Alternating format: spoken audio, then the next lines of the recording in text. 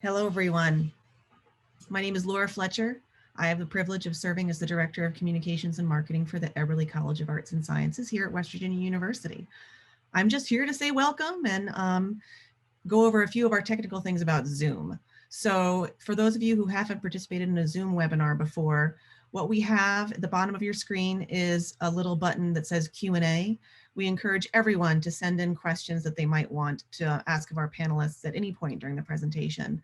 When the presentations are done, then we will come back to those and hopefully answer as many as we can. If you have any other technical issues, please check your Zoom settings. Hopefully you'll be able to see and hear us as we go through the event today without any issues. So without further ado, it is now my honor to get to introduce our Dean. Dr. Gregory Dunaway is the Dean of the Eberly College of Arts and Sciences, and he's just here to give us a welcome before we get started. Thanks so much, Laura, and good afternoon, everyone. And welcome to our panel discussion about the event which took place in Washington, D.C. on January 6th, just 2 weeks ago.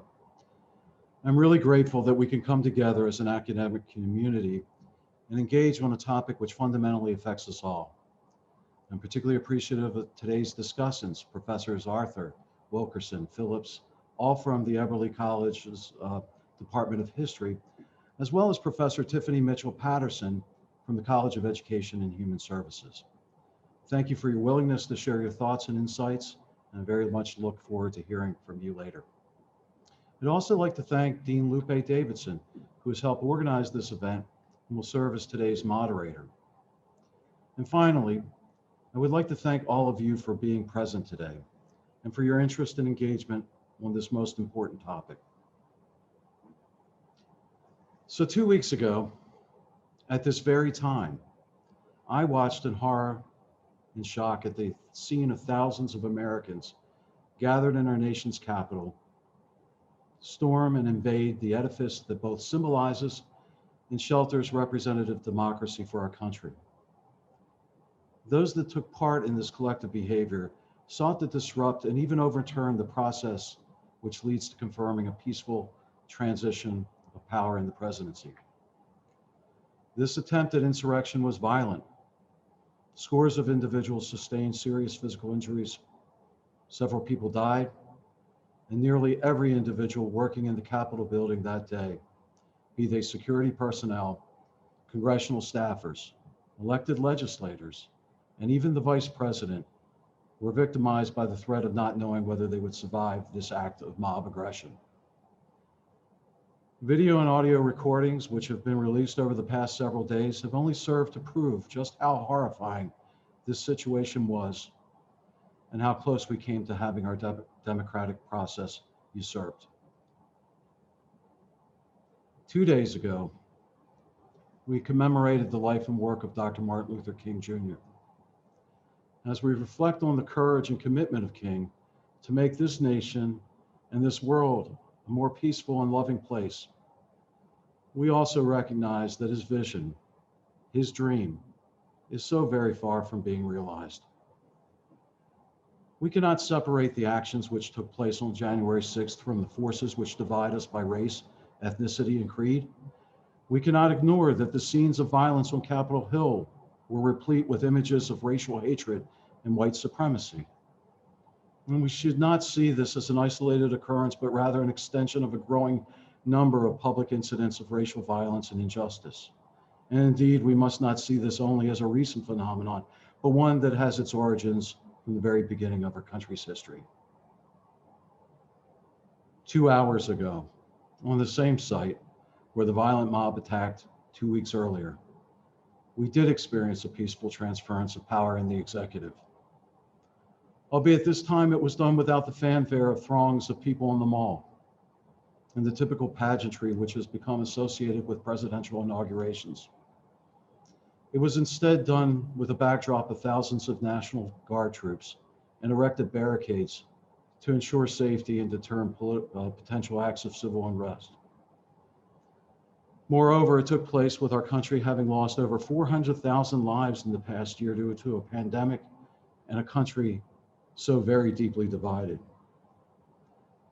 While some will look at today's inauguration of a new administration with hope and optimism, Others will be viewing it with skepticism and fear. While everyone has a vested interest in the success of our national leadership, we know that this success will be mitigated by so many challenges. After what took place 2 weeks ago, I asked what we as educators can and should do. While not sufficient, a strong educational system is important for democratic institutions to thrive. Thus, I feel it is both our honor and our responsibility to do what we can to come together and share our knowledge and learn from one another so that we may better understand our common condition. If you had a chance to listen to the inaugural speech, you heard the new president stress the importance of the value of truth. This seems odd that this would have to be said, but it does. And this is where we, and indeed all Americans, can help. As a community of scholars, we are committed to finding truth through the open exchange of ideas in a respectful and humble manner. We affirm this commitment with events such as today and others that we will talk about later.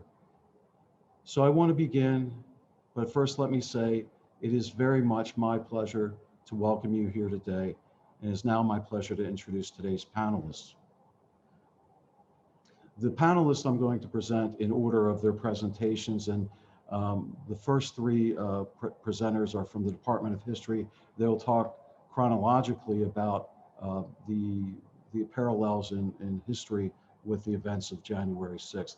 And then we'll conclude with a presentation by Professor Tiffany Mitchell-Patterson, who will talk about how we can teach on these topics and embed this in our pedagogy.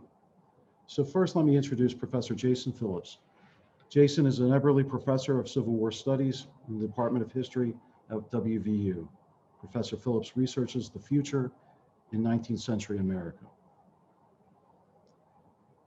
Dr. Jessica Wilkerson is a Robbins Chair and Associate Professor of History. Her research focuses on post-1960s social movements in the South and in Appalachia. Professor Joshua Arthurs is Associate Professor and Associate Chair of the Department of History at WVU. His areas of expertise include the cultural, social, and intellectual history of the 20th century Italy and Europe, with a focus on the politics of memory, monuments, and the historical disciplines. Fascism in the far right, ideologies of race, empire, and class, and the classical condition, and everyday life in wartime under dictatorships. And finally, Professor Tiffany Mitchell-Patterson is an Assistant Professor of Secondary Education and Instruction and Literacy Studies. Her research interests include racial and social justice in education, educational activism, critical civic education, and teaching Black and underrepresented narratives in social studies. Advocacy, activism, intersectionality, and anti-racist biased education lie at the core of her research and teacher practice. Please welcome all four of our today's panelists. As I said earlier, today's event is moderated by Dean Lupe Davidson, and she will get things rolling. Thank you. Welcome again, everyone. My name is Dr. Lupe Davidson, and I'm so happy to be here today. Our first speaker is Jason Phillips. Jason, please. Thank you, Dean Dunaway, and thank you, Dean Davidson. For the sake of comparison, I want to begin by talking about one of the supporters of the former president who entered the Capitol building. A loyal Republican, Ted Winthrop, graduated from Yale. A young man from a wealthy New York family, Ted lacked focus and purpose in life after college. He traveled the world, he enjoyed big game hunting, but he didn't know where to direct his talents or his time until he started campaigning for the Republican Party. The more time he spent reading about politics, the more radical he became. News about the presidential election consumed him. When rumors started to circulate about an assault on the Capitol, he and some of his friends formed a military group. Dressed in Confederate gray, they armed themselves with rifles and knives and headed for Washington, D.C. On the way, Ted stopped in Philadelphia, where he met two women, devout Christians, who wanted to pray with him for the success of his mission. Ted shared their faith, but he disliked their hope, as he put it, that God would save the country from blood. For Ted, the path of the nation was blazed by men who live in historic times, men of action like him, who weren't afraid to commit violence. When Ted arrived in Washington, D.C., the city was not prepared for him and the thousands of men like him who filled its streets. Ted was one figure in a sea of white people who passed the guards at the Capitol building and eventually found the House chamber. Inside that historic room, Ted surveyed the scenery and decided his first act should be, as he put it, a little vandalism. Ted believed that political talk in the House of Representatives had ruined his country, and he was determined to correct things by erasing any sign of his political enemies, the Democrats. He wanted democratic rule of the House to be destroyed and forgotten as an historic blank, he said. Ted Winthrop was a captain in the 7th New York Infantry, one of the first units to answer Abraham Lincoln's call for 75,000 volunteers to quell the rebellion in April of 1861. His regiment arrived in DC days after the surrender of Fort Sumter, at a time when people panicked that rebels would cross the Potomac River and sack the city. He and his men slept in the US Capitol with their arms by their side, prepared to die before a Confederate flag flew in its sacred halls. He resisted the urge to vandalize the portraits of slaveholders like John C. Calhoun that decorated the building. Part of him wanted nothing more than to slash them to ribbons with his knife. Instead, he hoped that his generation's bravery and sacrifice would not only erase slavery, but replace the slaveholders on the Capitol walls with new heroes who upheld the revolution's ideals of freedom and equality. Weeks later, Ted Winthrop was shot through the chest at the Battle of Bethel. He was the first officer killed in the Civil War. 4 years of war killed more than 700,000 Americans and depleted the national treasury. To pay for the Civil War and for emancipation, the government created the first federal income tax and established its first social welfare program, the Freedmen's Bureau, which provided basic needs like an education to millions of former slaves. After so much division and death, the president called for unity, healing, and reconciliation. The government tried no Confederates for treason. After they evaded justice, the losing side continued its war for white supremacy and against democracy. White supremacists refused to accept that the government could spend their tax dollars to help Black people. In the 1870s, they called Reconstruction programs like the Freedmen's Bureau socialism and communism. Former Confederates founded the Ku Klux Klan and other white supremacist groups to terrorize Black Americans and deprive them of their constitutional right to vote. When I watched the Capitol insurrection, I tried to understand how the rioters understood themselves as American patriots. In some respects, they reminded me of Ted Winthrop and thousands of volunteers who raced to Washington in 1861 to defend their president and secure the Capitol for their side. Both groups expressed aggressive masculinity, political bias, an affinity for guns, a faith that God was on their side, and a certainty that they upheld the true principles of the American Revolution. History teaches us how to handle such similarities without obscuring the vital differences that make sense of chaotic moments like this one.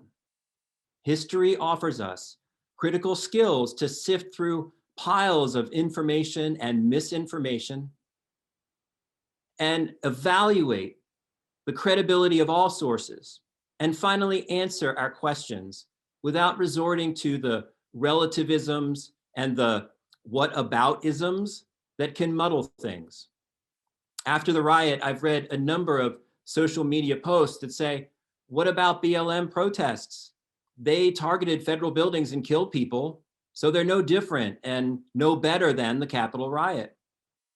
These arguments claim that only political bias distinguishes one kind of protest from another, so it's all relative. The simplest way to address these comparisons is to ask the historian's question. What caused this to happen? What caused the BLM protests? As we all know, Black Lives Matter protests address police brutality. The death of George Floyd by Minnesota police officers triggered protests across the country last spring and summer. What caused the Capitol riot? The Capitol riot was caused by Donald Trump's defeat in the presidential election and the refusal by him and his supporters to concede. Their statements and symbols explain why they feel entitled to victory in defeat. As white supremacists, they believe their votes count more than the votes of people of color. My colleagues will analyze that belief in greater detail, so I'd like to circle back to Ted Winthrop instead. What caused Ted Winthrop to pick up his gun and head to the US Capitol? Winthrop volunteered to defend the outcome of a free and fair election. Confederates challenged democracy in 1861 when they refused to accept Abraham Lincoln's legitimate election. As a Unionist who believed in democracy, Winthrop would rather go to war than allow the losers of the election to get what they wanted through intimidation and violence.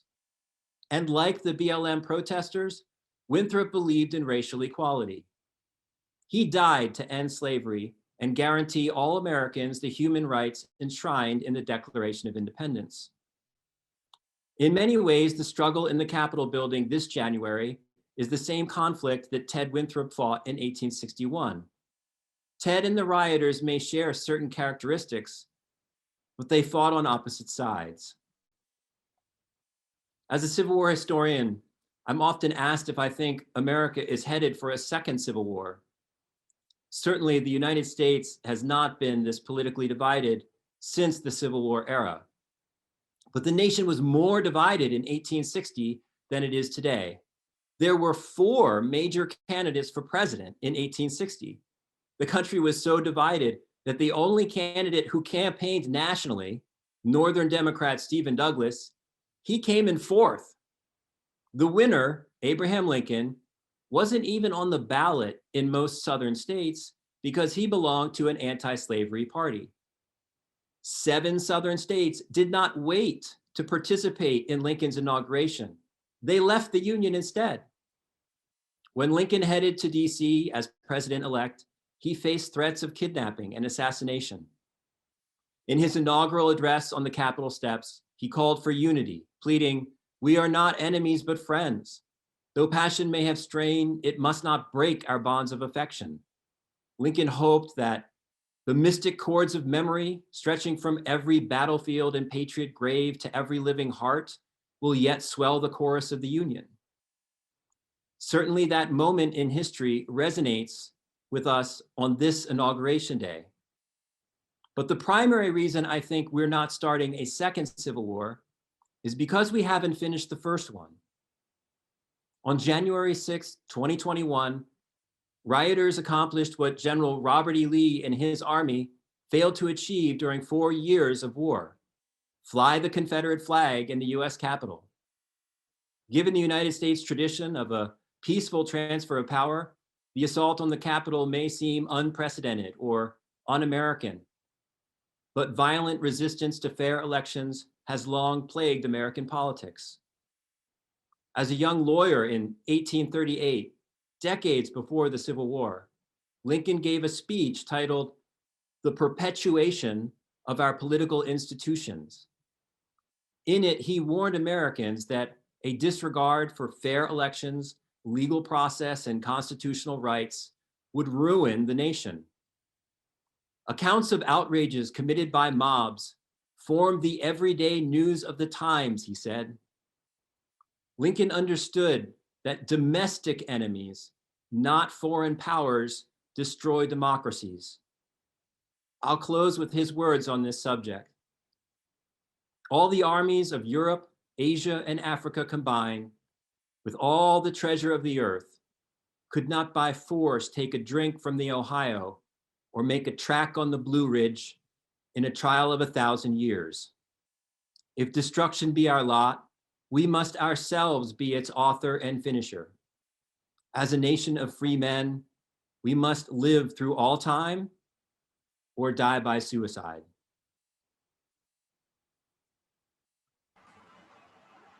Okay. Thank you. Our next speaker is Jessie Wilkerson. Thanks, Dean Davidson. And thank you to the college and to Dr. Arthurs for organizing this event. Today, I'm going to focus my remarks on the history of voting rights over the last century and how the assault on the Capitol, among many other things, can be understood as part of a long history of conservative backlash to emancipatory politics, and especially to movements seeking to end racial discrimination. I'm going to walk us through a chronological history of voting rights, in particular in the US South.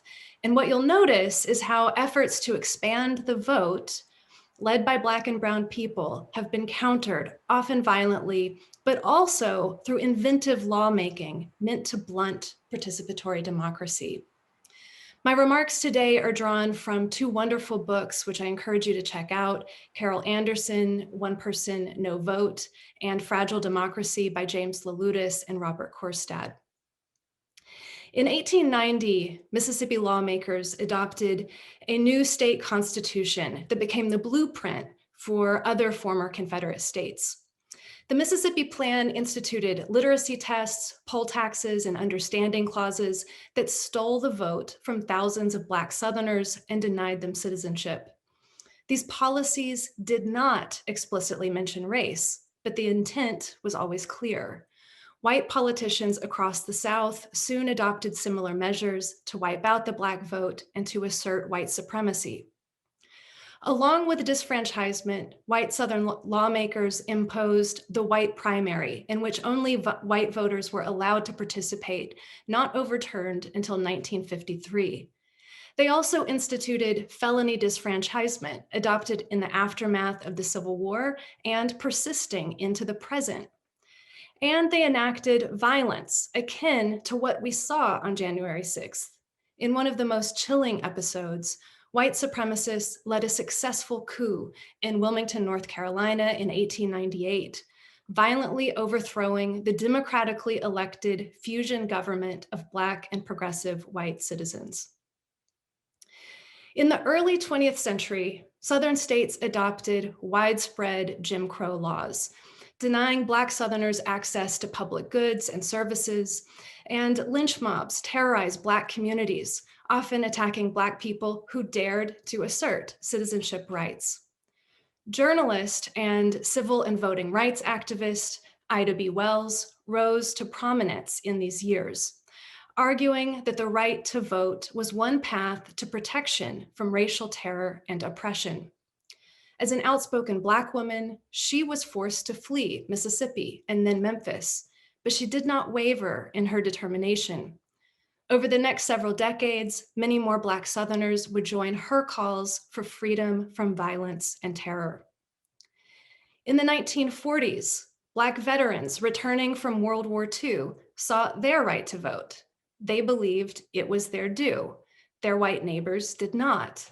For instance, during the 1946 primary, white men in Georgia posted signs warning African Americans to stay away from the polls. Veteran Maceo Snipes was determined to cast his ballot.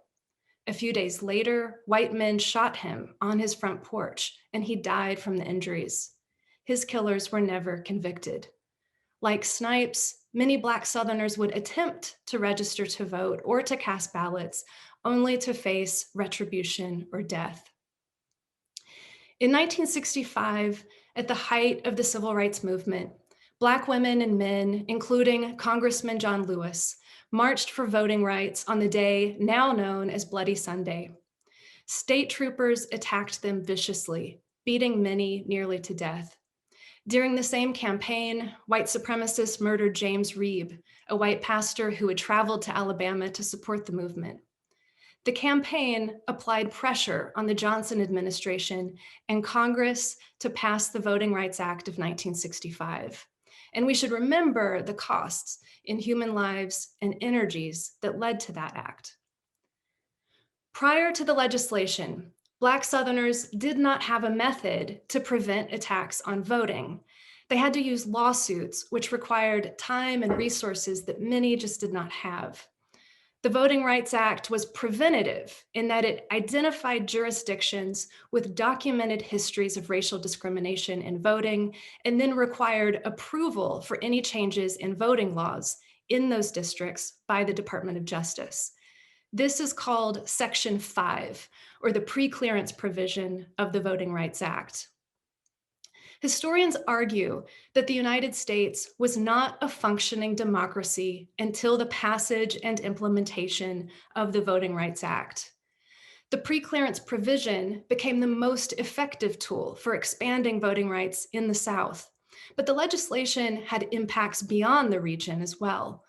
For example, in 1975, Congress voted to extend voting protections to Mexican American, Puerto Rican, Asian American, and Native American voters and others who needed registration materials translated into their language. In the decades after the Voting Rights Act, Democratic participation expanded and Black political power strengthened. At the same time, so did new efforts to suppress the Black and brown vote. In these years, the specter of voter fraud made its first appearance, echoing the outright white supremacist claims in the period of Reconstruction that Black votes were illegitimate. In the 1980s, for one example, U.S. Attorney Jeff Sessions led efforts in Alabama to target majority African American districts where, for the first time in the state's history, Black people had won seats to elected office. It must be fraud, he asserted. He also believed that the Voting Rights Act was an intrusion on states' rights and should never have been passed. Once Trump was in office, he would appoint Sessions the U.S. Attorney General, and Sessions would join Trump in claiming widespread voter fraud in the 2016 election when Clinton won the popular vote and after, despite having no evidence. Claims of voter fraud have persisted in the first 2 decades of the 21st century. In the early 2000s, Republican-led state legislatures made an aggressive push to adopt strict voter ID laws. The American Legislative Exchange Council, known as ALEC, an organization committed to limited government and so-called free market principles, wrote many of these laws. States outside of the South, those that didn't need that pre-clearance from the Department of Justice under the Voting Rights Act, adopted the first voter ID laws, claiming fraud or potential fraud despite lacking evidence. Opponents of ID laws liken them to poll taxes, since they impose a potential financial barrier to the ballot box. In 2013, conservative activists and politicians declared victory when the Supreme Court decided in Shelby v. Holder that Section 5 of the Voting Rights Act was no longer necessary. The decision gutted the pre-clearance provision that said that jurisdictions with a history of racism in voting laws required approval before changing voting requirements. In the words of historian Carol Anderson, the decision eviscerated the Voting Rights Act. Southern states raced to implement new restrictive voting laws, sometimes within days and weeks of the decision. Conservative justices said that the provision was no longer needed since so many Black voters were now registered, ignoring the fact that they were able to vote because they had federal protections, not because racism had been vanquished. During the election of 2020, we saw much of what we've seen in the past, although sometimes in different forms. Voter intimidation and suppression, long lines to vote, the former president's repeated claims that if he did not win, that's all the evidence he needed to know that the election was rigged, and threats on democratic institutions by armed white supremacist groups. But we also know that Black and brown activists like Stacey Abrams and the many voting rights activists in Georgia, Arizona, and elsewhere knew they had to be organized, that they needed to inform constituents of the challenges they would face, that they needed to commit to voting amid a pandemic. The record turnout handed Biden more votes than any other US president and ushered in the election of Kamala Harris, the first Black and South Asian woman to be elected vice president. And then 2 weeks ago, we saw record turnout again when Georgia voters elected 2 Democratic senators, including the state's first Black senator. The day after, hundreds gathered for the former president's Stop the Steal rally, where Trump and other speakers claimed, with no evidence, a rigged election and called on supporters to go to the Capitol and fight. They drew upon the lie of voter fraud, decades in the making. We know what happened next. So I want to just close with 3 takeaways. First, the dramatic assault on the Capitol, although different in spectacle, follows a long trajectory of conservative lawmakers suppressing the Black and brown vote in the United States. They understand that a multiracial coalition of voters will vote for a government that serves people, not corporate interests or the wealthy. Number 2, Black and brown people have mounted campaigns to confront voter suppression for over 100 years because they understand that access to the ballot is tied fundamentally to access to equitable public goods, equal employment, a fair wage, equal treatment before the law, and political power. Number 3, the most recent assault happened in the aftermath of a successful election. The Capitol assault, as those in the past, is a white supremacist backlash to an expanding, although fragile, democracy. Indeed, even after the Capitol siege, some Republican congressmen and women and senators continued to vote against the certification of Biden and Harris's victory. We should anticipate attempts to pass a new wave of voter suppression laws in coming months and years.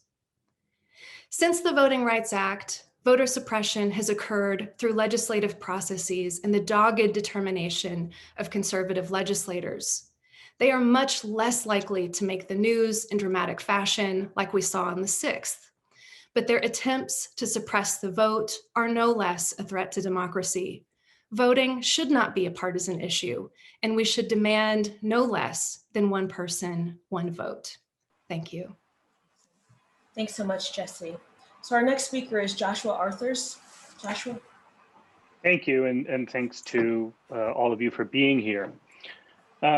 So as I watched the events of January 6th unfold, I sort of felt moved to compose, I guess, what I would call a viewer's guide from the perspective of a historian of fascism and the far right, thinking of ways to provide some analytical tools to help us understand these shocking scenes we were all witnessing. And I think approaching these events from a European perspective, from the perspective of the far right, is also fruitful because while, as I'm sure all of the panelists have or will explain, while the events of January 6th, their roots run deep in American soil, the fact remains that Americans have never witnessed an internal armed assault on the seat of national government, comparable to Mussolini's March on Rome in 1922, Hitler's beer hall putsch in 1923, the Francoist coup that sparked the Spanish Civil War in 1936, and other comparable events. So what follows are some observations and suggestions about how we might process the events of January 6th and what they might mean going forward. And I've got a list of 4 points. I know how much the kids these days love their lists. So the first is to see past the flags, uniforms, and invocations of patriotism. In 1922, as they waged a campaign of political terror, the fascists carried the Italian flag and wore the black shirt associated with the Arditi of the Italian army, essentially akin to dressing up as Navy SEALs. They claimed to be rescuing Italy from Bolshevism, and upon arriving in the capital, they saluted the king, presented themselves as the voice of the veterans of the First World War, even though many of their number had never actually served in the war. They presented themselves as veterans and patriots. Likewise, when Hitler attempted to trigger an insurrection against the government in Munich in 1923, he reassured the police and army that what he called the German National Revolution was directed, quote, solely at the Berlin Jew government. His followers wore military uniforms and medals and carried the flag of the old German Empire. And we saw similar imagery on January 6th, flags, signs, and costumes invoking 1776 or the American military, invaders at the Capitol reassuring police that they respected them even as they terrorized them, loud professions that we, the people, had had enough and that we were taking back our house. So the point here is that these were all assaults on the nation made in the name of the nation, and a nation that they understood not in terms of citizenship or institutions or democratic participation and representation, but rather a nation understood as a mythic and spiritual essence that in this case only real Americans possessed, one that was sort of defined in exclusionary terms on the basis of race, monoculturalism, religion, and authentic belonging. So because of this framing of the nation, the assault on government is accordingly presented as an act of reclamation, of taking the country back from forces of subversion, whether they're leftists or the political establishment or corrupt globalist elites. This is terminology with strong anti-Semitic overtones and racial minorities. So we have to think critically about what the symbols of the nation are used for in this context. Second, I think we need to recognize the spectacle of violence. At the Capitol, as with prior historical cases I'm looking at, violence wasn't just a means to an end, but it was a spectacle, a performance that was meant to convey very specific messages. It wasn't just physical warfare, but psychological warfare. In both Italy and Germany, the insurrectionists depended on violence as an instrument of intimidation. They didn't have the military strength to overthrow the government. They had psychological terror on their side. At the Capitol, we saw this with the power of noise and numbers, again, trying to craft the illusion that this mob was representative of the national will of me, the people, claims that there were millions of people there, when in fact we know they numbered in the thousands. I used the word and when we were settling on the title for this panel, I chose the word assault deliberately because of its criminal connotations and because of its sense of violation. That this act was meant to be a performance suggesting that the state is unable to maintain order and legality. We see this, for example, in the carrying off of souvenirs from Capitol offices, or sitting in the speaker's chair, or rifling through desks. That the government cannot protect itself. This also is in the service of what's called accelerationism.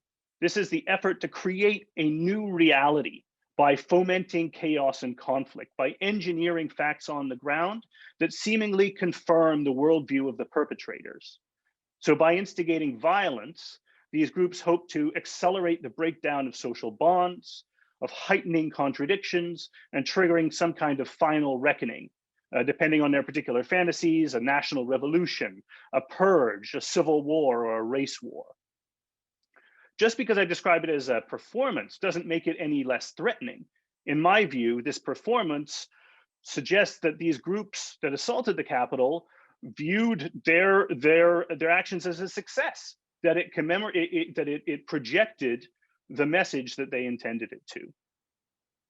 My third point is to watch what the authorities and the establishments do.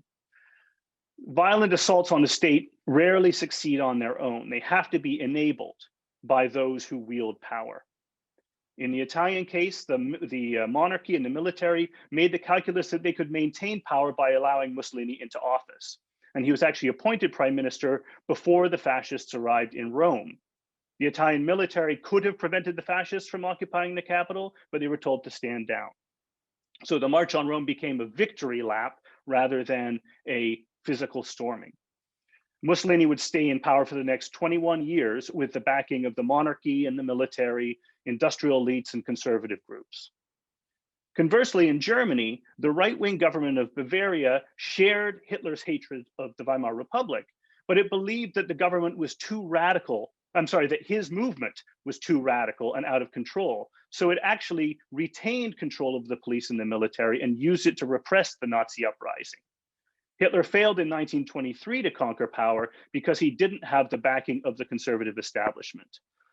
Things would change a decade later when the conservative establishment decided that it was advantageous to them to allow him in power. And now in the American context, we're only beginning to see how this unfolds. We're only beginning to see how the Republican Party will confront the end of the Trump era, whether it will double down on Trumpism and tolerate or facilitate movements like QAnon and the Proud Boys and far-right militias, or whether it will attempt to distance itself from them. But how they approach this will depend on, will determine a lot of what comes next. Finally, I want to suggest that we should pay attention to what happens next. That while the spectacular event garners the most attention, it's the one we're seeing the most replayed in press coverage, it's often the fallout and subsequent developments that have more enduring impacts. In Italy, the March on Rome marked the beginning of Mussolini's prime ministership, but it took almost 3 years for him to cement the dictatorship, largely by continuing to foment a constant sense of crisis, which allowed him to use emergency decrees to concentrate power in his hands. And then, in the years to come, the March on Rome was mythologized as the fascist revolution. The day of the March on Rome, October 29, 1922, became day one of year one of the fascist era. And the black shirts who died during the skirmishes were venerated as martyrs to the cause. Monuments were built in their honor, streets were named after them. So the March on Rome was retold as a defensive struggle, a crusade against Bolshevism. The Beer Hall Putsch failed, but the trial that ensued gave Hitler a platform, a public stage for addressing the German people. And this is where he became a known quantity in German politics, and his message reached a wider audience. His imprisonment also, of course, gave him the time and space to write Mein Kampf. And above all, Hitler learned from the Beer Hall Putsch, the Weimar Republic could not be overthrown by force alone, and instead had to be attacked from within by gaining a foothold in the political system, as he finally did in 1933.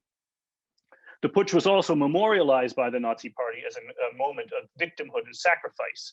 This was most evident in the cult of the Blutfahne, or blood flag, a flag stained with the blood of one of the fallen stormtroopers in Munich. And after the establishment of the regime, the blood flag was used in ceremonies to consecrate new Nazi flags by touching them together. In America, we're seeing all kinds of narratives emerge in the wake of January 6th.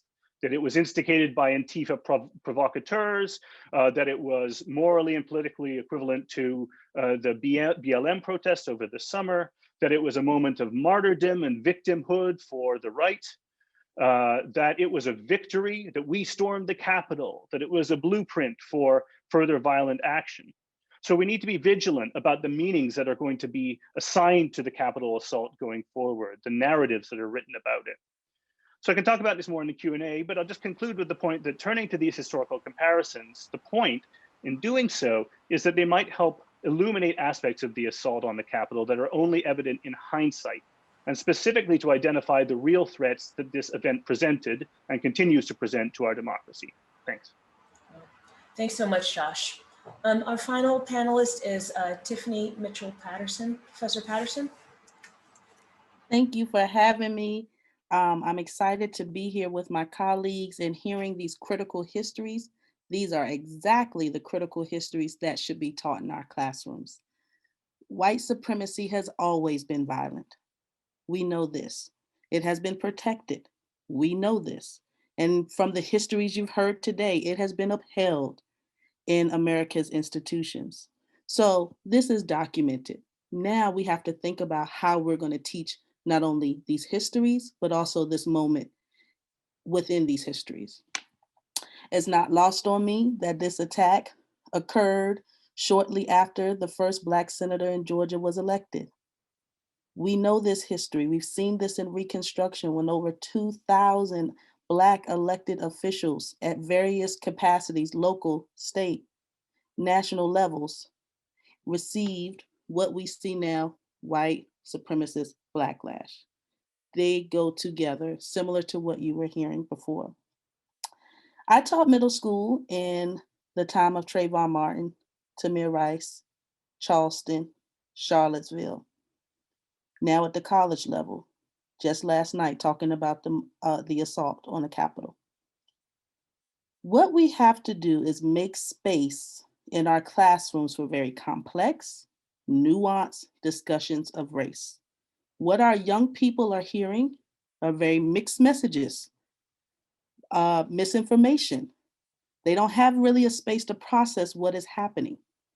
But in order for us to do this, we got to take a step back with ourselves. So first, I want to talk about the necessary pre-work we must do as educators. The work of anti-racism begins with ourselves.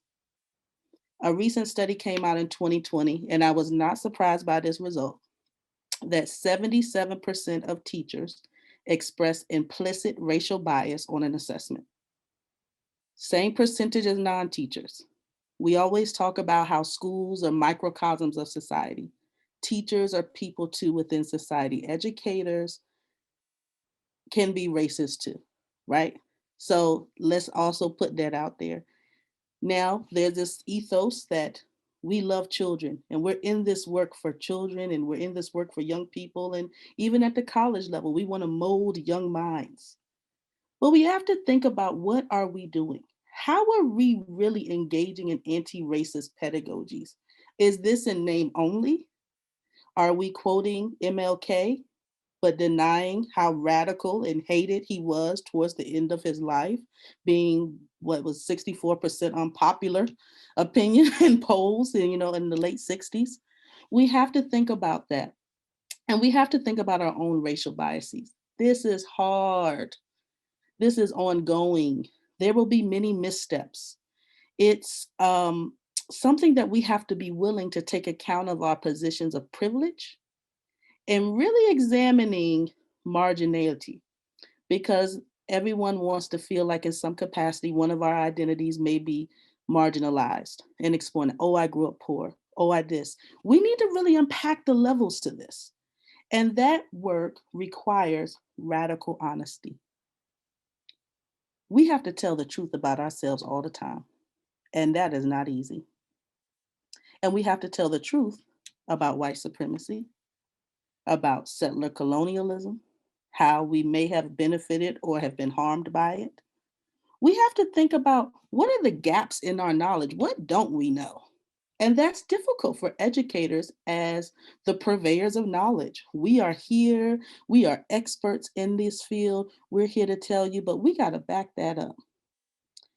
And we have to think about how powerful even that exploration of ourselves as a model can be for young people. I don't know. If you had feelings of shock and outrage at what happened on the Capitol, why is that? Why did you feel that this could never happen? If this came as no surprise to you, oh, you've seen what white supremacist backlash looks like. Why is that? And exploring that with our young people. There's also a lot of unlearning that needs to take place. Schools are good at running these myths. Even today in the inauguration, "This land is your land" was sung, and claps and applause and sweet praises of unity. But is this our land, or is this stolen land? So you see how we have to constantly do this critical work and debunk and unlearn. And then cultivating that into a classroom community. I told my students last night, you can't teach the day after anything if you haven't started day one, setting a classroom community. Everyone likes to talk about multiple perspectives, and we want students to share their knowledge. And we know that their experiences shape their worldviews, right? So what they have heard in the home, outside the home, the messages that they're receiving, they're making sense of it. And the classroom is a space for that, to be able to make sense of it, but it's also not a space to harm. And we have to get real clear on pushing against some of that neutrality of perspectives. I really like to use that word that Dr. Arthur's used, narratives, perspective plus power. Who's telling that story? Let's unpack these stories that we're getting and unpack the power in the presentation of it. This work ain't easy, and I understand so many educators are going to experience trepidation talking about this topic, tackling not only 2 weeks ago, tackling white supremacy in general, tackling racism. You don't want to feel like you are racist. But if you have that, you have to think about, why am I not equipped? Knowledge is out there. There's supports out there. There's ways to get engaged with this work. Might be fearful of parental pushback. I've taught for 10 years in middle school and did this work with 11, 12, and 13-year-olds from all across the aisle. During the 2016 election, I did this work with students all across the aisle, but we did the work.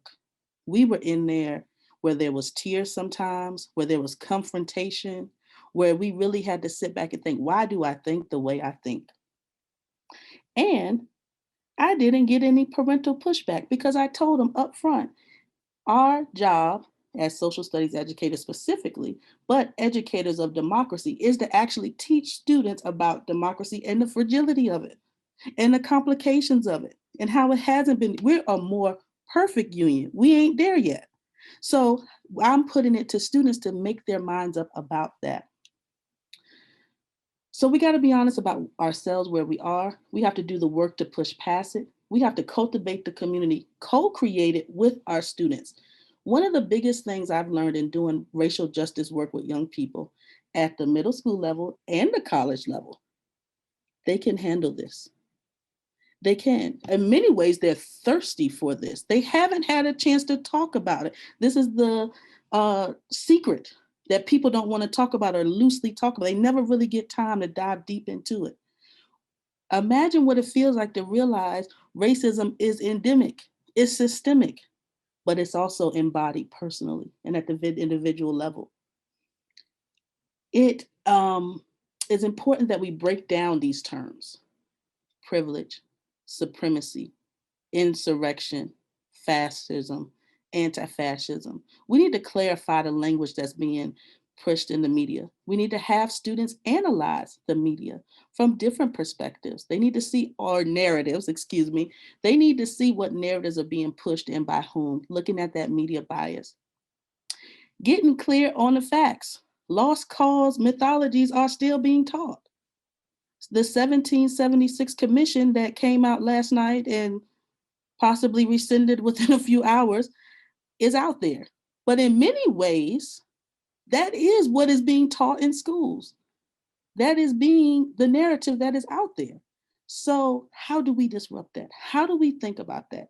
So I do think it's important that educators do devote time to having students process what they have heard, what they are seeing, what does it mean, but also in thinking about grappling with these topics, we also want to instill hope. So we talk to students about, I say, in every period there is injustice, but there's always people fighting for justice as well. What side are you going to be on? And it's not as easy to think about that. I want to quickly say, I know time's running out, so I won't be before you long. The racial double standards. It's very important that we bring that to our young people. I have taken many students to the Capitol, hundreds of students on Capitol tour field trips, and ain't no way in the world we were able to get that far. They could barely look into the gallery, and it wasn't even a session. So we have to talk about that. How militarized protests for racial justice, BLM, Stand and Rock, how these protests, or for immigration dreamers, you have significant show of force. But when it came to this particular protest, nothing. This is how we have to present those questions to our students.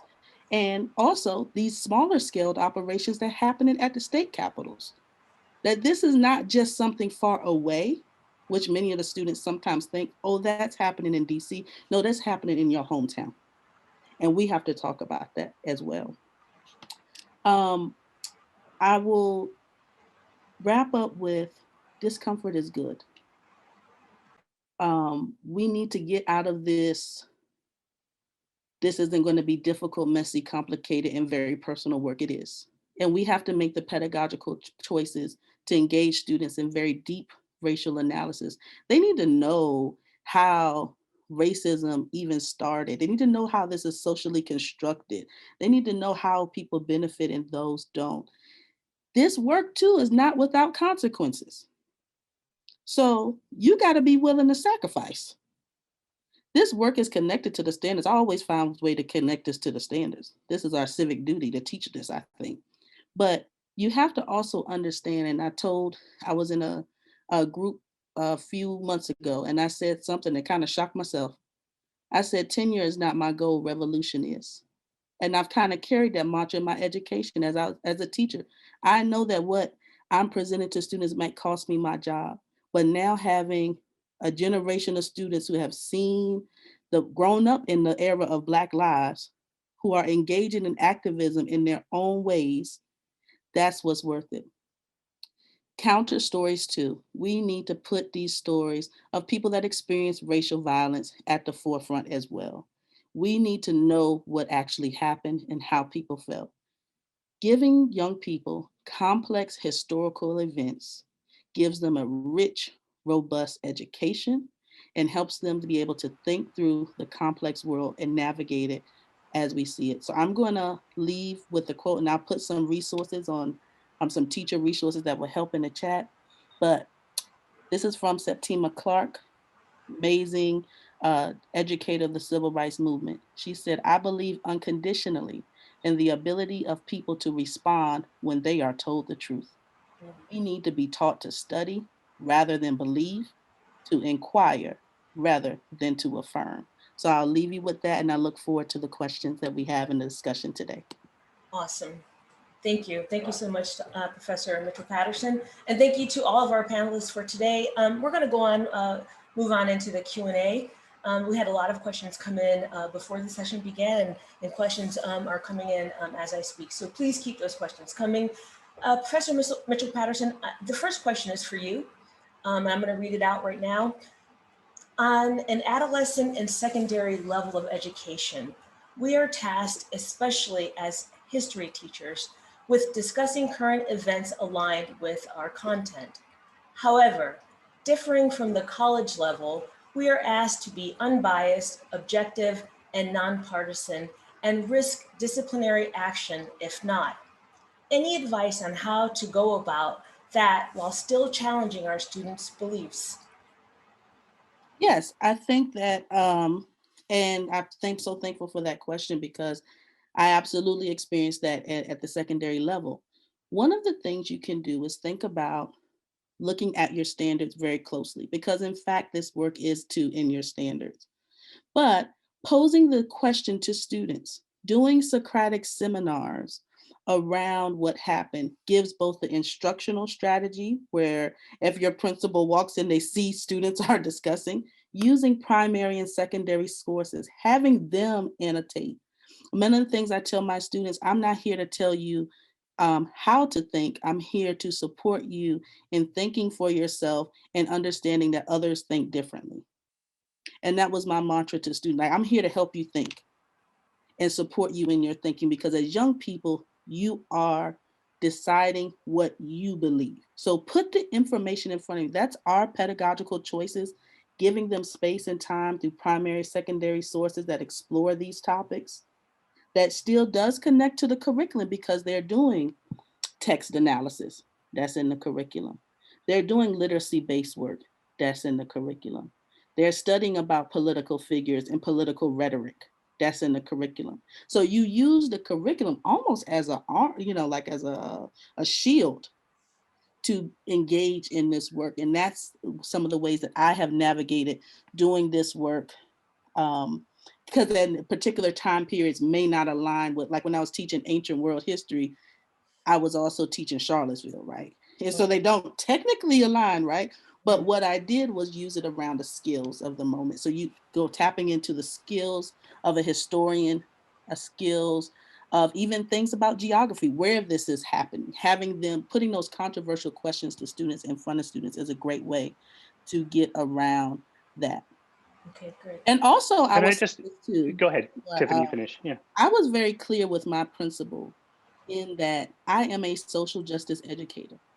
And if that is not going to be what y'all want to do here, this is not the place for me. And I know everybody doesn't have that choice or right, but I was very explicit in my interview, in my teaching practice, and ongoing with parents. I tell them on back to school night, we are going to talk about things that you might be uncomfortable with. You can go down the hall and change your student. 9 times out of 10, they say, okay, well, her test scores are high. They're actually good students there. They actually are engaged. And that's how I kind of was very also honest, doing that truth telling up front about the type of work we are going to do. Can I just add something briefly to Tiffany's points? I think too often we tend to conflate objectivity and neutrality. We tend to think that if you point to objective historical facts that make people uncomfortable, you're being biased, and you're abandoning the sort of the historian's commitment to objectivity. In fact, history, as Dr. Patterson suggests, is uncomfortable, right? It should make you uncomfortable. And looking at the historical record, rather than at more comfortable myths, like the ones that are promoted in the 1776 project, looking at that uncomfortable history is more objective than repeating what presents itself as a neutral, disinterested, inclusive narrative when it's quite the opposite. Okay. Jesse or Jason, do you want to weigh in at all on this question? Good. Yeah, I'll just say briefly that having history in the classroom as a lab, right, where the students do the work of an historian, is a critical way to bridge this difference between neutrality and objectivity. I never understood growing up why, the sciences got lab classes, but the history teachers didn't, right? Like I wanted to touch documents. I wanted to read stuff. I wanted to immerse myself and answer questions, vital questions about our nation's past. And so I think if you do, investigations in class, you give the students sources, you ask the difficult questions and help them come up with their own answers. That's another way to do it. Great. Thank you for your engagement on that question. So a second question here, and this is for everyone. As far as moving forward, Abraham Kahindi argues that public sentiment regarding race often changes only after policy changes are implemented. What kinds of anti-racist policy measures, institutionally, locally, and federally, can we work to develop and implement now? Who'd like to? Well, I'll just jump in to start because it's related to the comments I made about voting rights, right? So the Voting Rights Act is still gutted. It doesn't have teeth. So Black Americans and others don't have protections in the South or actually anywhere else in the country right now. The House of Representatives has passed the John Lewis Voting Rights Act soon after John Lewis died over the summer. Mitch McConnell decided not to bring that to the floor of the Senate. So that we'll probably see that coming in the next few weeks or so. And the John Lewis Voting Rights Act would restore that pre-clearance and gets exactly to what Kendi says. Without those, until we live in a society where there is no racism, we need those policies in place. And we've seen in this last election, the long lines, the specter of voting fraud. So I think there's plenty of evidence to show that we do need the John Lewis Voting Rights Act. And hopefully, like with the original Voting Rights Act, there's broad bipartisan support. Anyone else on that question? I'll go a little bit farther and say there are also some older policies in the United States, like the Electoral College, which can go. I feel like if every vote counted equally and the popular vote elected the president and vice president of the United States, that would be a step forward as well. And it would be a lot more difficult to invalidate or devalue any single vote when you no longer have the Electoral College as a strategy. Okay, thank you. Another question. In the US, media and public attention has been overwhelmingly focused on domestic issues during recent years, but American imperialism, as the many civil wars it has caused, continues unabated across much of the globe. How do civil unrest, white supremacy, and domestic terrorism fit into the ongoing history of the American empire? Who'd like to answer that question first?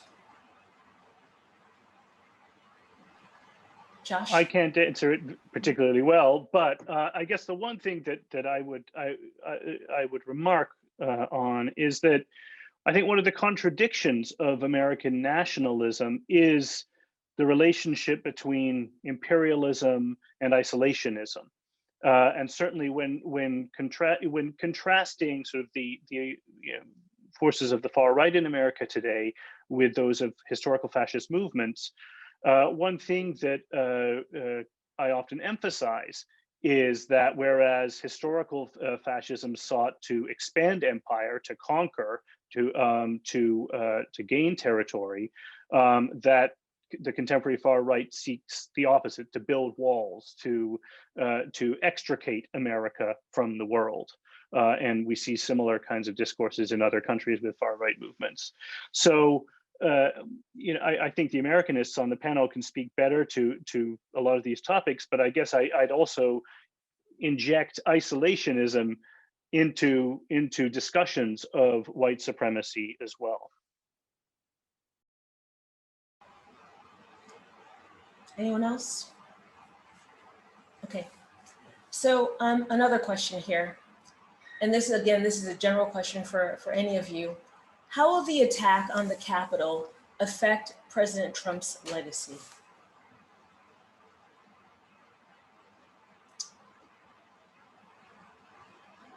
Well, I'll just say briefly, it's not going to burnish it. That's for sure. It's not going to polish it. It's probably too early to know, given that the second impeachment is just beginning. After this second impeachment it concludes, then we'll know for certain. If you'd asked me 3 weeks ago what I thought would be, the legacy of Donald Trump's presidency, I would say, well, certainly it's the failure in his last year to handle the coronavirus that's killed, as of now, 400,000 Americans. What could possibly top that? And then we had the Capitol assault. So honestly, I think it's too early to tell. I've read, certain columnists and journalists are already saying that this assault will be, the primary legacy of his presidency. I would say let's wait and see what happens with the impeachment trial. And I'll just add that several historians of the lost cause have speculated that this notion that Trump lost the election, or that Trump actually won the election, that he did not lose, that he was cheated out of the presidency, that this could become a kind of new lost cause or a new civil religion. And so I think there's the question of how scholars and historians think of Trump's legacy. And then there's the question of how people who are ardent supporters, in the coming weeks, months, and years, see his presidency. And I think that goes back to something that Dr. Arthurs was saying is, what will people who are in power say and do? Are they going to, like some, continue to to promote the idea that the election was stolen and that this was not a legitimate election. And I think that's really significant, because the lost cause, the myth that the South, was right in the Civil War, that slavery was not wrong, that it was a grand civilization, that probably wouldn't have gained legs without people in power putting it in textbooks, right? As Dr. Mitchell Patterson said earlier, building monuments, promoting the lost cause in the public square. So I think that's going to be the question: is, does this myth persist, and is it promoted by folks in power? Okay, thank you. So Professor Mitchell Patterson, I think that this question's for you. We are living through impactful events in modern history, which at some point will be told to our children and so on. I feel as though there are still debates as to what events led to the assaults on the Capitol. It reminds me of how certain areas of the country explain the Civil War differently. If this is the case, what are the dangers for the future? How will the events of the 6th be explained to future generations? I think the danger exists in the continuation, perpetuation of white supremacy. That is our ever-present danger. And until children holistically are given the truth and told about the event as if they are humans capable of thinking, even our youngest ones can understand racism. Just like in that comment that if young Black and brown children can experience racism, young white children can be taught about racism. So we run that risk. And I think this is an ever-present issue that has been: who's in power, who's writing the textbooks, who's writing the curriculum, who's saying what curriculum should be taught, and how are teachers trained in the field, why we need more teachers of color. At this particular time, 82% of the teaching force is white. This is a fact we must contend with.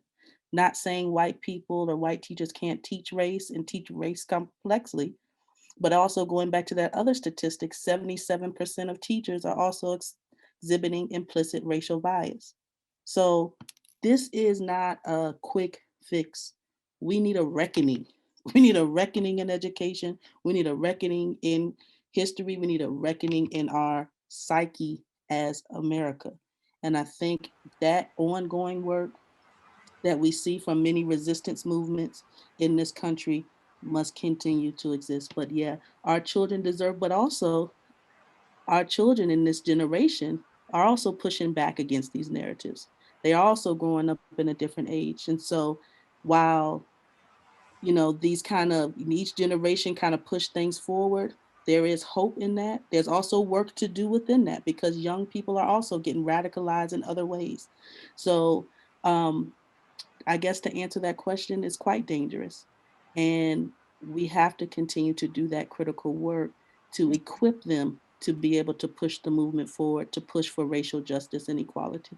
Can I ask a follow-up, Tiffany, if you don't mind, Professor Yes. Patterson? So I'm thinking about, the contestation of history, right? So history is contested, I think. At least I come from a perspective where, events can be contested. They are dependent on which side you are, right, of a particular issue. And since history can be contested, how then do historians, how do you grapple with that, right? With the contestation of history?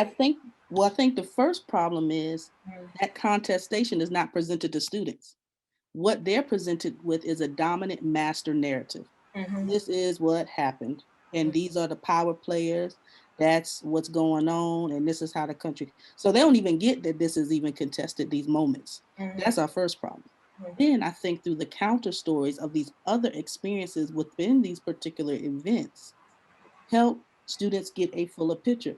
Once students, you'd be surprised, I have had students literally across the aisle that once they started to see, even with something contentious as the border wall, once they started to see and learn about American imperialism and our role in El Salvador and Nicaragua that maybe led to a lot of the movement happening still today. They said, wait a minute, hold on. So I think we need to first present them with this and then help them to start to see that, oh, things are not as singular. It's not as well white male dominated as I once thought things were. And I think that's our first step. Yeah, and you curiously use, I'm sorry, because I'm really, really interested in this, right? Just like one little follow-up. You use the word we, right? And so I'm going to ask you to kind of, complicate that we for me. So you say we need to, who's the we? We is all of us. Like educators. At every level, right? Because it's not just at every level. the folks who write the books too, right? Yeah, I think it's all of us. I think this cannot happen unless we're all invested in this. When we look at any social movement, any movement towards resistance, it comprises of people from all levels of society. And I think there's a lot of, yes, policy talk that happens, but there's also a lot of people power that move policy. And so we have to focus this at multiple levels. So when I say we, I'm not just thinking of educators, K through 12, college, I'm thinking of college students, I'm thinking of staff, I'm thinking of, parents and caregivers. So this is a very, I think, broader problem that I think we focus within. Of course, we start with ourselves first, so that we can engage and be equipped to do this work. And then in our sphere of influence, our locus of control, and then we broaden and get down with solidarity and get in with other people that can make this movement broader. No doubt. In short. Okay. All right. Anyone else want to weigh in real quick on that? Sorry. Okay. All right. So we have another question that came in, and it's about the Civil War. And so, Jason, I think that this one's for you. And actually, it's for all of you, but I think, Jason, you can lead us off. Are we still fighting the first Civil War? Yes. Yes, we are. Well, I think one way to explain this would be to get back to the historian's question, what caused this to happen? In the United States, what caused the Civil War? The answer to that question is still contested, right? It's not contested among professional historians. Any professional historian will tell you that the short answer is slavery. Is it complicated? Of course. Life is complicated, but if you read textbooks and you study the narrative and the myth, then the answer is no, it's not slavery, it's states' rights, or it's some weird tariff issue. It has nothing to do with slavery, right? And so, the 1776 Project is yet, another effort to fight the Civil War and win it for the losing side. Another way to answer this question is to look at the Gettysburg Address. When Lincoln is dedicating a cemetery to thousands of dead Union soldiers, he says, the only way we can make these deaths meaningful is to rededicate ourselves to a new birth of freedom in this country. Have we achieved that? No, we haven't. I don't think so. I mean, we certainly have the legacy of those 3 post-war amendments to the Constitution, the 13th, which abolishes slavery. Does slavery still exist in the world? Yes. Millions of people are still enslaved. Even in the United States, where human trafficking exists, slavery still exists, okay? The 14th Amendment establishes birthright citizenship. Is that still contested? Is that a problem in the 21st century? Absolutely, right? And then the 15th Amendment establishes voting rights. Well, we've already discussed that. That's still a problem. So I think whether you look at the causes of the Civil War or the legacies of the Civil War, and we're just talking about the judicial legacies here, the war is still being fought today. Okay. Go ahead, Josh. I agree with everything Jason's saying, but I guess I'd also add a word of caution in that I think we also need to be attuned to how the symbols and references to the Civil War get instrumentalized in the present, and that people, whether it's the American Revolution or the Civil War, or in the fascist case, ancient Rome or the Germanic past, or how they claim pasts for themselves. To give just one American example, to me, the significance, for example, of the Confederate battle flag today has a lot more to do with its appropriation during the Civil Rights Movement, the way that it was adopted by states fighting integration, similar moves with the renaming of high schools after Confederate generals, that this was an instrument used in the 1960s as a weapon of terror and exclusion. And so if we just get bogged down in, well, who flew it in 1862 and what did it mean? And oh, it wasn't exactly the same thing as it means now. We need to look at how those symbols are claimed and reused in the present for new goals. I'm going off script here. I want to ask you all, and there were so many images that came out of the riots, right? Of that insurrection. Do we call it an insurrection? What are we calling this event, right? So I want to kind of get some naming around it. And I wanted to ask you all, what's the most shocking image that you saw? Like, what was the image that shocked you the most? And maybe shock, again, we can kind of complicate the word shock, but yeah, what was that one image that made you just step back and say, what is happening here? Jesse. Yeah, so the image that immediately comes to mind for me is the police officer helping an older white woman who had participated in the riot, helping her down the steps afterward.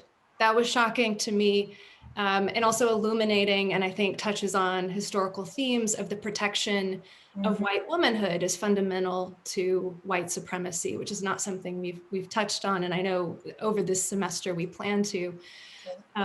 So that for me really encapsulated that theme of the protection of white womanhood and how law enforcement, back to Dr. Mitchell Patterson's point, did not use full force. We didn't see a kind of militarized police going after the rioters or insurrectionists or whatever we want to call them. And so I think that tells us a lot. Yes. Professor Mitchell Patterson? As it was unfolding, so I think immediately the racial double standard came up. I think in some ways, having seen this, having been someone who has protested in DC, I think probably the selfie taking, seeing also Black law enforcement there, hearing the rhetoric at the same time and how it was changing and shifting, because I like to go between channels on what was actually happening. And I would also put out that the shock to me was that evening when they came back into the Capitol. And this is when the denouncement began, when prior to this, there was an encouragement. So seeing that kind of cognitive dissonance, seeing that disconnect, I think was not really shocking to me, but it was almost like watching a reality show in prime time of whiteness and the way it works, white supremacy specifically. Yeah. Professor Arthurs?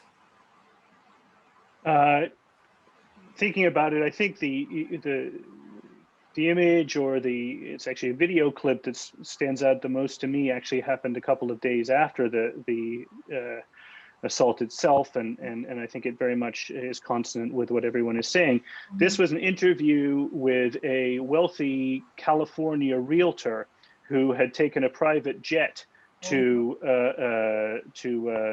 participate in the event, and she was incredulous that she could be considered a criminal. She was incredulous that she would not receive a pardon from the president. She kept insisting that she knew in her heart that she was not a criminal and that she was a patriot. And I won't say it's shocking in the sense that that I didn't know that these kinds of attitudes were already out there, but it was shocking to see so plainly stated the conviction that certain groups of Trump supporters and the kind of power of whiteness to convince yourself that you are above the law, quite literally. I think that really struck me. Okay, Professor Phillips. Well, certainly the image that I alluded to in my remarks, the Confederate flag in the halls of the Capitol building, with a guard just standing by. In the background, there's that portrait of John C. Calhoun that Winthrop was interested in destroying. That really struck me. But I would have to say even more than that. For me, it was all the photographs of National Guard troops sleeping in the Capitol Hall. You know, something that was done in 1861 at the beginning of the Civil War. And in one of those photos, actually, it's a photograph of a number of soldiers sleeping around a statue of Abraham Lincoln. On the wall to the left is the plaque that memorializes the Union soldiers who slept on it, like Winthrop, at that very spot in 1861. That really struck me the most. Yeah, yeah. I think the image that really hit me was the cleaning of the broken glass afterwards, of, you know, black and brown hands just cleaning up the broken glass, right? And that's the image that really, really I found very striking. I appreciate you all. Thank you for your work, and thank you for sharing your time with us today. I'd like to invite Dean Greg Dunaway to join us again, just to thank everyone and say a few closing words. Thank you, Lupe, and let me thank all of our participants today, Professors Arthurs, Wilkerson, Phillips, and Mitchell Patterson. Your insights and your comments were really provoking, and I really appreciate your willingness to participate. And I want to thank again all the people who were able to join us today and their questions. This was an outstanding turnout. And as I said, you know, we want to continue this conversation. Much of what was said this afternoon, I think, while clearly very difficult in terms of digesting and contemplating what this means, these are issues that have plagued our society since we were a nation, and we have to be about confronting these issues and making changes for a better society. And so, you know, the college is committed to continuing these conversations and doing work in this space. And just want to mention one thing that's coming your way, is that the college is developing an idea for a syllabus on January 6th, 21, that will be more or less an open source syllabus that each of our departments and our faculty contribute to. And so you'll be hearing more about this in the coming days, how to participate and how we use this to inform what we do as educators. Again, I want to thank you all for being here this afternoon. I want to thank particularly Lupe and Josh for their willingness to organize today's event. And again, let's keep working on these issues. Thank you.